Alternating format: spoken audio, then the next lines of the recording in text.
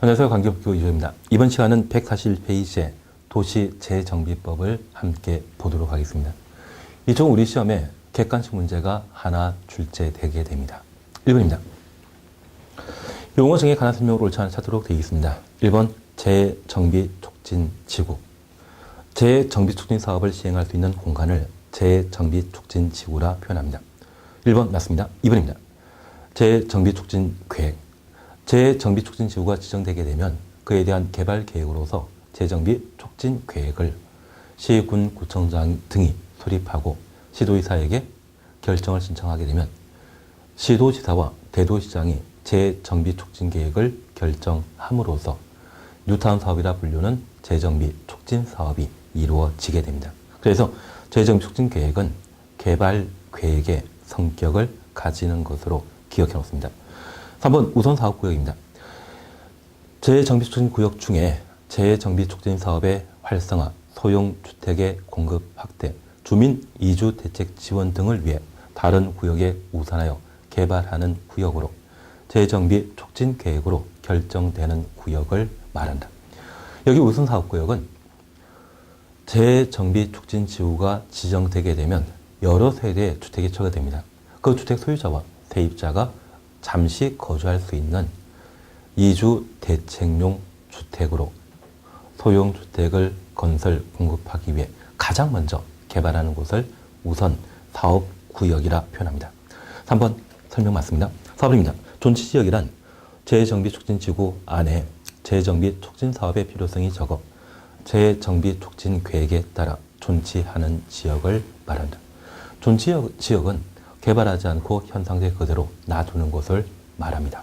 그래서 이 존치지역에 대해서는 존치정비구역과 존치관리구역으로 구분하는데 기존 시가지로 유지할 필요가 있는 곳이라면 존치관리구역으로, 시간의 흐름에 따라 재정비촉진 사업의 필요성이 높아질 장소라고 하면 존치정비구역으로 구분하게 됩니다. 그래서 존치지역은 존치정비구역과 존치관리구역으로 각각 구분한다. 그 정도 살펴놓습니다. 5번입니다. 토지존 소유자란 도시정비사업의 경우는 재정비촉진구역에 있는 건축물 및 그 부속 토지의 소유자를 말한다.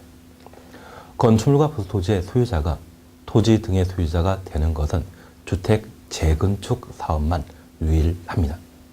재건축 사업을 제외한 각종 개발 사업에 있어서는 보통 지상권자도 포함되는데 재건축 사업에 있어서는 건물과 부속 토지의 소유자만 이해관계인으로 보고 있습니다. 그래서 5번 틀린 지문으로 바뀌어놓습니다. 다만 이쪽은 용어 정의에 관한 기본적인 사항으로 오지순다에 관한 문제, 특정 설명을 던져주고 그 설명이 무엇인지 물어볼 수 있습니다.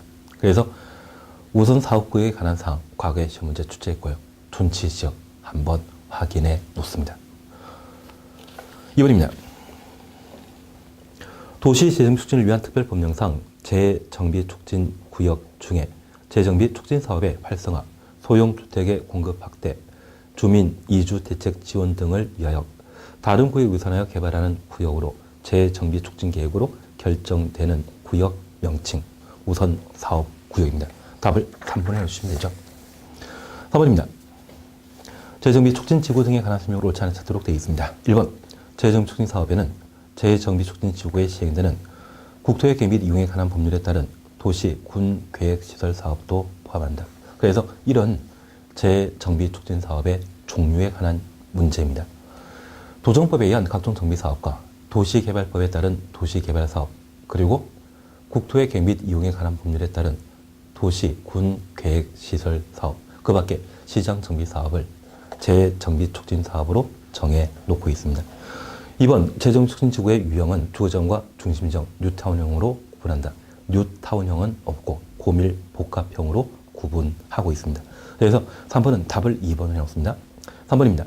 재정비촉진계획에 관한 기본적인 설명이고 4번 재정비촉진지구의 지정권자는 시도의사와 대도시시장이다. 5번 공부에 고시할 것. 그래서 3번은 답을 2번으로 해놓습니다. 수도권 일대에 이루어지게 되는 뉴타운 사업을 다루고 있는 법률로서 그 뉴타운 사업을 재정비촉진 사업이라 표현합니다. 이 재정촉진 사업이 이루어지는 곳을 재정비 촉진 지구라 표현하는데, 재정비 촉진 지구를 지정하는 자는 지도이사와 인구 50만 이상의 대도시장이 재정비 촉진 지구를 지정하며,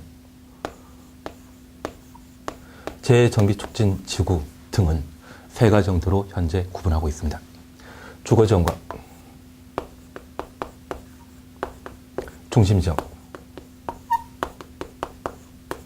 그리고 고밀복합형으로 각각 구분하게 되는데,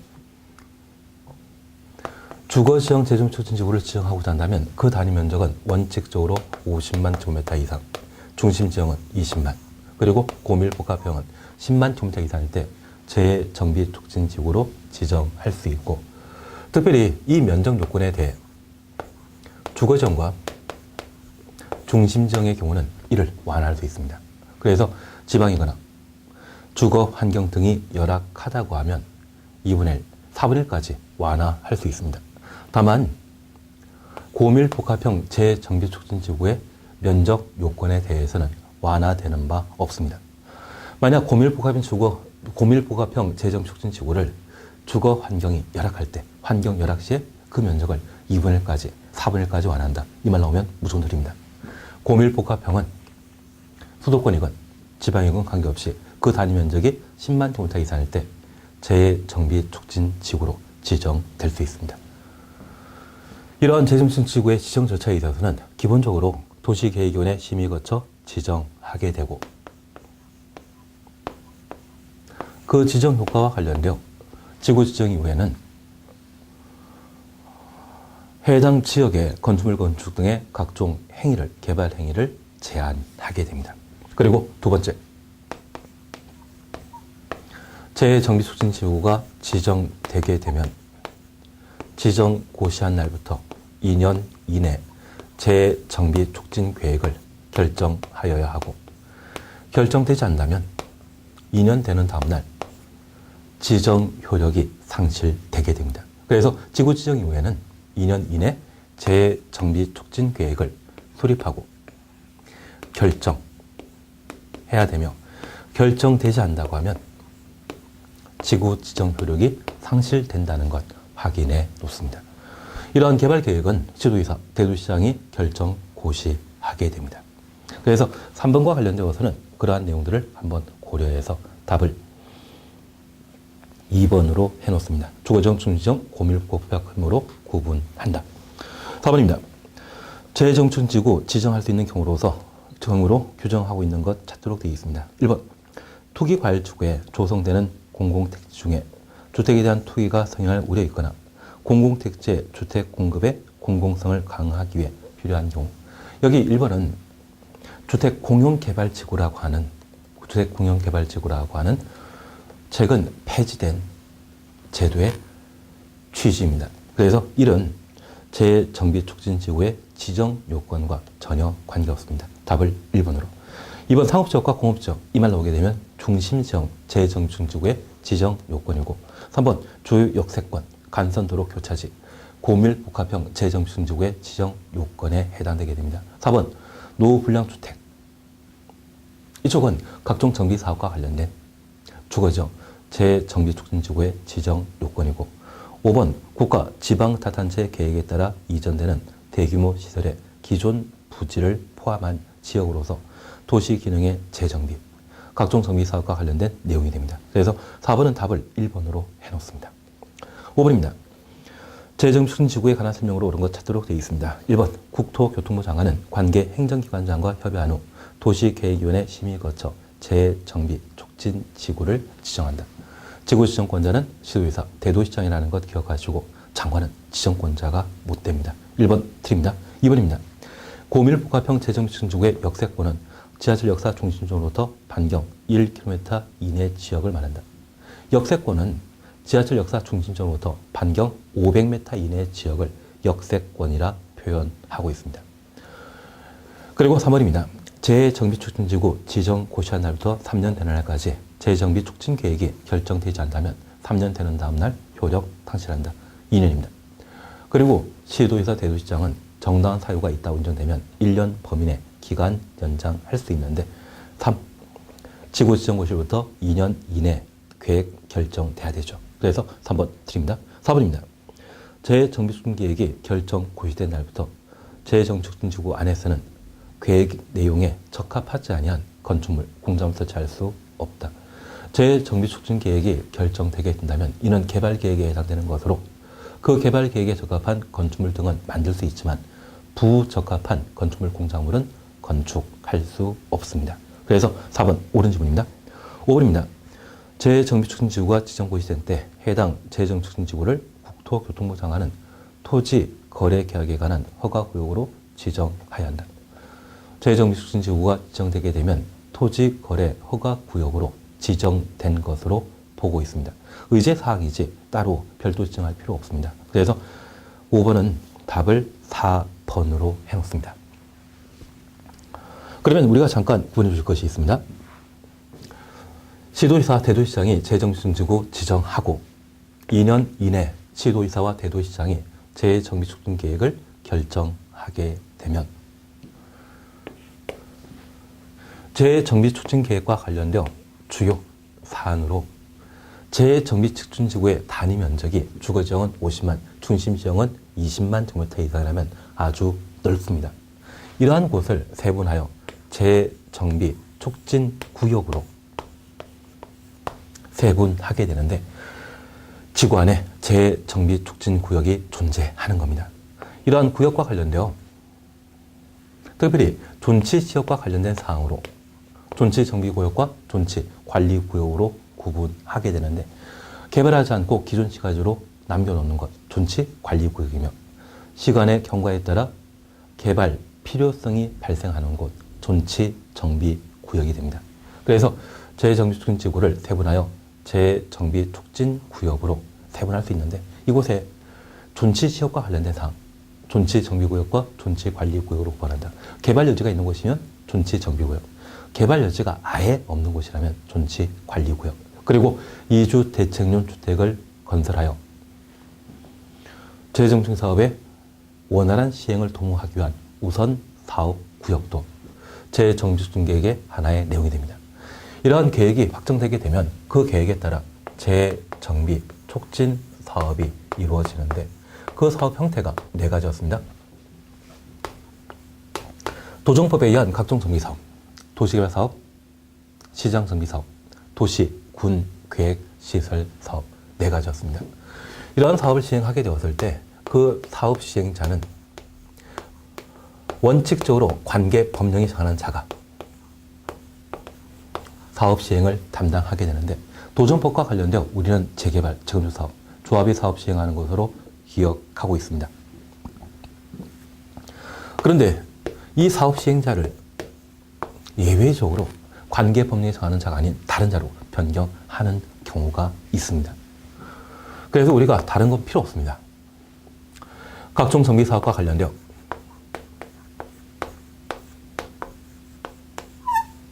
토지 등의 소유자 과반수 동의하면 시군구청장 그리고 총괄사업관리자라 불렸던 주택공사, 지방공사가 사업 시행할 수 있다.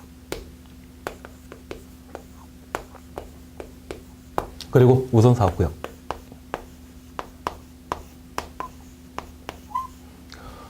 우선사업구역 안에 토지 등의 소유자 과반 동의받아 시, 군, 구청장, 총괄사업 시행자가 우선사업구역과 관련된 소용주택의 개발, 사업 시행하여야 한다. 그리고 세 번째, 신속한 사업을 도모하고자 재정비 촉진 계획 결정 고시된 날부터 2년 이내 조합 설립인가 받지 못하거나 3년 이내 사업 시행인가 받지 못한 때에는 시, 군, 구청장 또는 총괄사업관리자가 그 사업 시행할 수 있다. 그래서 시행자 변경, 교체에 관한 사안들을 한번 정리해 주시는 게 필요합니다.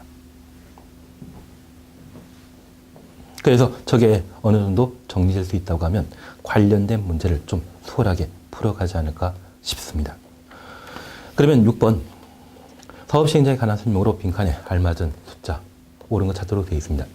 재정비계획 결정일부터 2년 이내 재정축진 사업과 관련하여 해당 사업에 규정하고 있는 관계 법률에 의한 조합 설립인가 받지 못하거나 2년입니다. 3년 이내 해당 사업에 관해 규정하고 있는 관계 법률에 의한 사업 시행인가 받지 못한 경우에는 시군구청장이 직접 이를 시행하거나 총괄 사업관리자를 사업 시행자로 우선 지정할 수 있다. 2년, 3년. 그래서 답을 2번에 놓습니다. 그리고 우리가 좀 주의해 봐주실 것은 총괄 사업관리자입니다. 여기 총괄 사업관리자는 관계 법령에 따라 재정비 촉진 사업을 시행하게 되면 보통 조합이 그 사업을 담당하게 되는데 저 조합은 목적한 사업을 달성하게 되면 해산인가마다 없어져 버립니다. 그러면 전문적인 전문성 단절되게 되죠.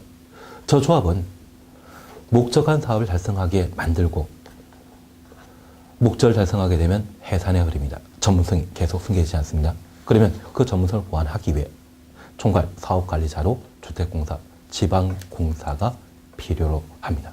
그래서 총괄 사업관리자는 좀 미숙한 비전문적인 조합 등이 재정축진 사업을 원활하게 시행할 수 있도록 그 사업의 총괄적인 조정, 관리자 역할을 하고 있는 것을 총괄 사업관리자라고 하고 그 총괄 사업관리자는 누가 될 수 있다? 주택공사 그리고 지방공사가 될 수 있다는 점 기억합니다. 그래서 6번은 답을 2번을 넣습니다. 7번입니다. 재정비축진계획 수립 결정에 관한 설명으로 옳지 않은 찾도록 되어 있습니다. 1번입니다. 재정비축진 사업 관계 법률에 따라 재정비촉진구역 지정 효력 상실한 경우에는 해당 재정비촉진구역에 대한 재정비촉진계획의 결정 효력도 상실된 것으로 본다. 그래서 구역 지정 효력이 상실되게 되면 계획 결정 효력도 함께 상실할 필요 있죠. 2번입니다. 존치 정비 구역이란 재정비 촉진 구역의 지정 요건에 해당하지 아니하거나 기존 시가지로 유지 관리할 필요가 있는 구역을 말한다. 존치 관리 구역, 기존 시가지로 유지하고 존치 정비 구역이란 시간의 경과에 따라 재정비 촉진 사업의 필요성이 높아질 수 있는 곳, 이곳을 존치 정비 구역이라 했습니다. 2번 틀린 정답이죠. 3번입니다. 재정축진 계획에 따른 기반시설의 설치 계획은 재정비 촉진 사업을 서로 연계하여 광역적으로 수립한다. 그리고 4번 재정축진 계획에는 기반시설의 비용 분담 계획 등이 반영된다. 그리고 5번 시군구청장은 재정축진 계획 수립하여 시도지사의 결정을 신청해야 한다. 재정축진 계획의 결정권자는 시도지사입니다. 그리고 대도시장이죠. 그래서 시군구청장이 계획 수립하게 되면 시도지사의 결정 받도록 되어 있습니다.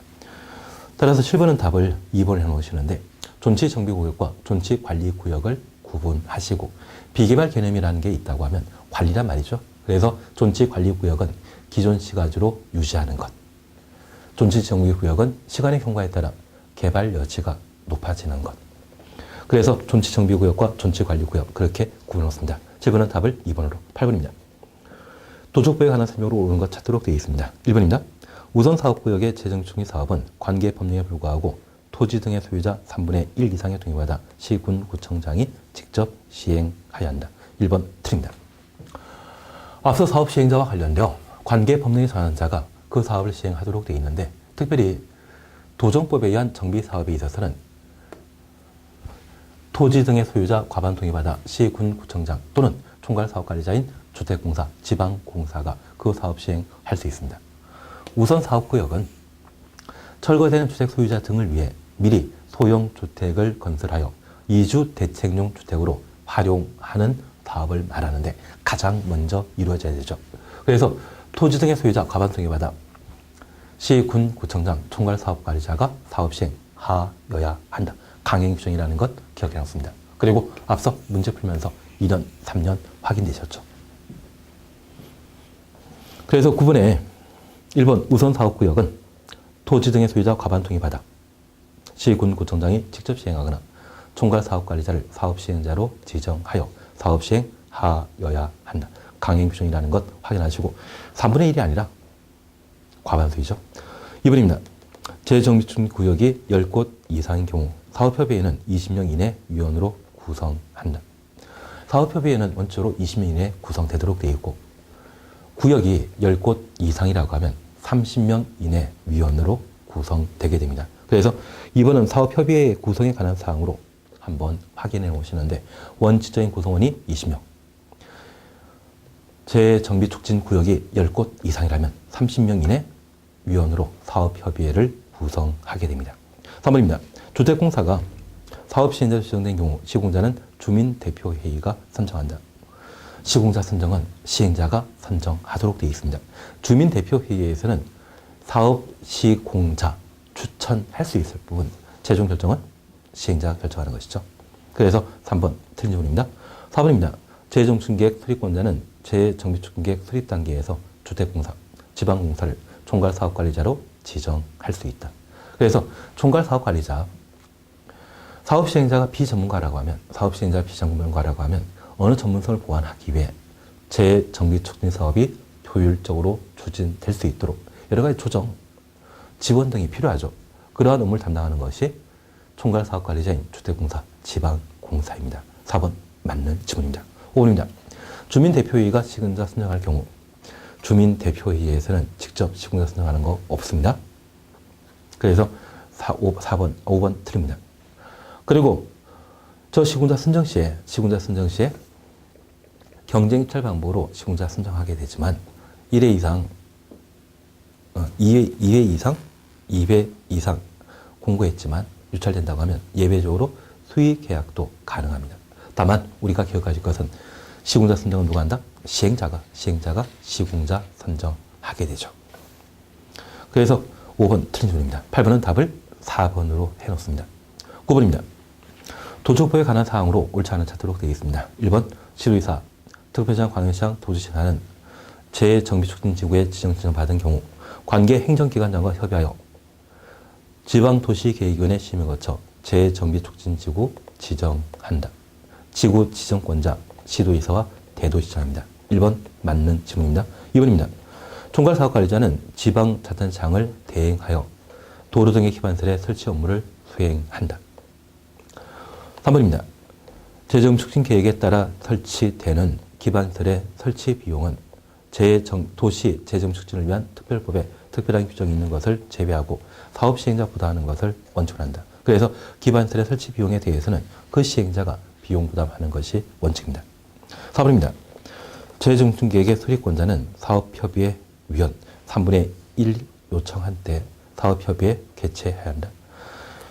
사업협의회 개최와 관련되어서는 위원 2분의 1 이상 요청하거나 재정비축계획 수립권자가 필요하다 인정한 때 사업협의회를 개최할 수 있습니다. 그래서 4번에 3분의 1이 요청한 때 수립한다. 4번 틀린 정답입니다. 5번 국토교통부 장관은 재총괄계획과의 업무 수행에 필요한 사항을 정할 수 있다. 그래서 답을 4번으로 해놓습니다.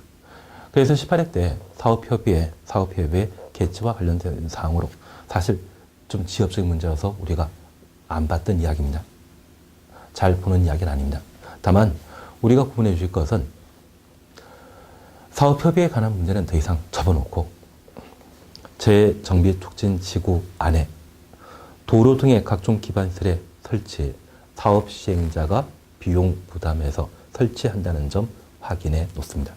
그리고 이러한 기반시설을 설치하게 된다고 하면 그 기반시설의 설치 시기는 준공인가 신청일이라고 주택법의 간선시설 설치는 사용 금살까지 설치하도록 되어 있는데 도촉법에 의한 기반시설 설치 시기는 준공인가 신청일이라는 것만 한번 기억해 놓습니다. 그래서 이와 관련된 사항으로 준공인가 신청일까지 기반시설 설치해야 한다. 그 정도만 확인해 놓습니다. 10번입니다. 재정축진지구안에 시행되는 사업 중에 재정축진 사업 아닌 것 찾도록 되어 있습니다. 현재 재정축진 사업은 도정법에 의한 각종 정비사업, 그리고 도시군계획시설 사업, 도시개발사업, 시장정비사업 4가지입니다. 그런데 4번에 주택법에 의한 주택건설사업, 주택법에 의한 주택건설사업은 뉴타운 사업, 재정축 사업의 종류가 아니죠. 그래서 답을 4번에 놓습니다. 11번입니다. 도축법상 재정축 사업의 시행 특례에 관한 설명으로 옳지 않은 것 찾도록 되어 있습니다. 1번 재정춘계획 수립권자는 필요시에 국토의 계획 및 이용에 관한 법률에 의한 용도 지역을 변경한 내용으로 계획 수립할 수 있다. 그래서 재정비촉진계획을 수립하고 결정하게 되면 용도 지역 변경도 허용한다는 이야기입니다. 1번 맞는 이야기입니다. 2번입니다. 재정비계획 수립권자는 필요한 때 중심지역 고밀복합형 재정비촉진지구에 대해 학교시설 기준과 주차장 설치 기준을 완화한 내용으로 재정비계획을 수립할 수 있다. 2번 맞습니다. 그러면 잠깐 구분해 줄 것은 중심지역 재정비촉진지구가 지정되고 개발 사업하게 되면 보통 상업지역과 공업지역으로 거주하고 있는 사람 수가 얼마 안 됩니다. 이러한 곳에 만들어진 학교라고 하면 원래 만들 규모보다 좀 작게 만들어도 상관없죠. 학교는 학생 수에 따라 학교 규모가 달라져야 되는데 상업지역과 공업지역이라면 학교에 입학할 학생 수가 얼마 안 될 겁니다. 규모 작게 할 수 있죠. 그리고 고밀복합형 재정비촉진지구는 역세권이나 간선도로 교차지입니다. 이러한 곳이라고 하면 대중교통을 이용하는 경우가 많기 때문에 주차장 법정 기준에 따라 크게 만들 필요 없을 겁니다. 좀 작게 만들더라도 대중교통 이용을 하게 된다면 교통체증 현상을 해소할 수 있거든요. 그래서 여기 주차장과 학교시설 기준에 대해서는 중심지역과 고밀복합형 재정비촉진지구의 규제를 완화하여 적용한다. 그렇게 구분했습니다. 3번입니다. 재정비촉진계획 수립권자는 고밀복합형 재정비촉진지구의 경우 건축법에 따라 조례로 정한 가로구역별 건축물의 최고 높이 한도에 불과하고 이를 완화한 내용으로 재정비촉진계획 수립할 수 있다. 그래서 가로구역별 건축물의 높이 제한에 불과하고 이를 완화하는 것으로 재정비촉진계획을 수립할 수 있습니다. 4번입니다. 우선 사업구역에 대한 재정비촉진계획이 결정 고시된 경우 우선 사업구역에 대해서는 전체 재정비촉진계획이 결정 고시되기 전이라도 관계 법령에 따라 그 사업 시행할 수 있다. 가장 먼저 개발할 사업, 우선 사업구역이죠. 그래서 4번 맞는 이야기입니다. 5번입니다. 수도권 정비계획법에 따라 부가 징수되는 과밀부담금은 재정비촉진계획에 따라 건축하는 건축물에도 부과한다. 수도권 지역에 부과하는 과밀부담금, 재정비촉진계획에 따라 개발하는 건축물의 경우는 이를 면제하고 있습니다. 그래서 뉴타운 사업이 수도권인 서울, 인천, 경기에 활발하게 이루어지는 것은 과밀부담금이 면제되기 때문에 비수도권보다 활발하게 이루어지고 있습니다. 오는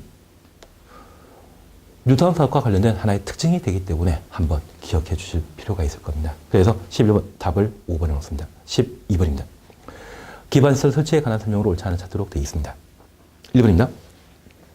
재정비촉진계획에 따라 설치하는 기반시설의 설치 비용은 이 법의 특별한 경우를 제외하고 시행자 부담하는 것이 원칙이다. 2번입니다. 재정비촉진 사업의 재정비촉진지구의 도로 상하수도 시설은 국가가 설치한다. 도로와 상하시설은 지방자치단체가 설치하도록 되어 있습니다. 그래서 우리 주택법 공부하시면서 간선시설과 관련된 도로 상하시설은 지자체가, 전기 등에 대해서는 공급사업자가, 우체 등은 국가, 그 말 기억하죠. 그래서 도로 상하수시설은 지방자치단체가 설치하도록 되어 있습니다. 2번 틀린 정답입니다. 3번 기반시설 설치 시기에 관한 사항으로 준공검사 신청일까지 설치한다. 4번, 5번 한번 확인해 놓습니다. 그래서 12번은 답을 2번으로 해놓습니다. 148페이지의 기입형 문제. 사실 도초법은 기입형 문제가 안 나오죠. 그래서 이쪽은 그냥 보완하는 차원에서 한번 확인해 놓습니다. 1번입니다. 상업지역과 공업지역의 토지 효율적 이용과 도심 부도심의 도시 기능 회복을 필요로 한 지구, 중심지역 재정비촉진지구의 설명입니다. 현재 재정비촉진지구는 주거지역과 중심지역, 고밀복합형으로 구분하는 것 확인하겠습니다. 2번입니다. 재정비촉진구역 중에 재정비촉진 사업의 활성화, 소형주택의 공급 확대, 주민 이주 대책 지원 등을 위해 다른 구역에 우선하여 개발하는 구역. 우선 사업구역에 관한 설명이죠. 그래서 우선하여 개발하는 구역, 이 말 보게 되면 우선 사업구역으로 확인해 놓습니다. 3번입니다. 무엇이란 재정비촉진지구의 지정 요건을 해당되지 않으나 시간의 경과 등의 여건 변화에 대해 재정비 촉진 사업 요건에 해당할 수 있거나 사업 필요성이 높아질 수 있는 구역, 존치 정비 구역에 관한 설명입니다. 현재 존치 지역이 존치 정비 구역과 존치 관리 구역으로 구분되는 것을 살펴놓습니다. 4번입니다. 지도지사 대도시장은 재정비계획의 수립 모든 과정을 총괄 진행 조정하기 위하여 도시 군 계획시설, 도시 설계 등의 전문가 동물에 넣습니다. 사람 계획을 말합니다. 이들을 총괄 계획가로 위촉할 수 있다. 그러면 총괄 사업관리자는 주택공사와 지방공사이고 이들은 재정비촉진계획의 수익권자가 총괄 사업관리자를 지정하는 반면 총괄 계획가는 시의사 대도시장이 전문가를 총괄 계획가로 지정할 수 있습니다. 그래서 4번은 총괄 계획가 적어주면 되죠. 이번 시간 여기까지 함께 하시고 다음 시간에는 소방기본법부터 함께 살펴나가도록 하겠습니다. 수고하셨습니다.